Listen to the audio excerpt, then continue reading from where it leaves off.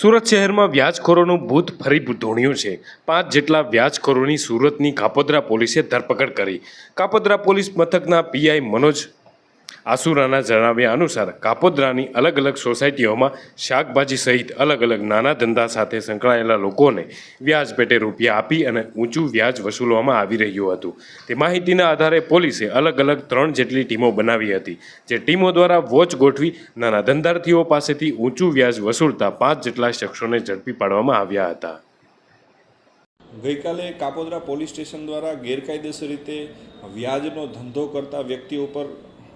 કાર્યવાહી કરવા માટે એક સ્પેશિયલ ડ્રાઈવનું આયોજન કરવામાં આવેલું, જે અંતર્ગત કાપોદ્રા પોલીસ સ્ટેશન વિસ્તારમાં આવેલા નાના વરાછા, ગાયત્રી સોસાયટી, બાલમુકુંદ સોસાયટી, આ બધી સોસાયટીઓમાં શાકભાજીની લારીવાળા, રિક્ષાવાળા સામાન્ય રીતે ધંધો કરતા હોય છે, જેને ઊંચા વ્યાજે ગેરકાયદેસર રીતે અને વ્યાજનું લાયસન્સ ધરાવતા ન હોવા છતાં ઊંચા વ્યાજે 5,000, 10,000, 20,000, 25,000 ઊંચા વ્યાજે દેતા અને ડેઇલી કલેક્શન કરવાની ડાયરી સાથેના આરોપીઓને પકડવા માટે ખાસ ડ્રાઈવનું આયોજન કરવામાં આવેલું, જે અંતર્ગત છેલ્લા 2 દિવસથી ખાનગી રીતે માહિતી મેળવવામાં આવી કે ક્યાં કઈ જગ્યાએ આ લોકો આવે છે અને આવા ગરીબ માણસોને ખોટી રીતે વ્યાજના પૈસા આપી અને હેરાન પરેશાન કરે છે।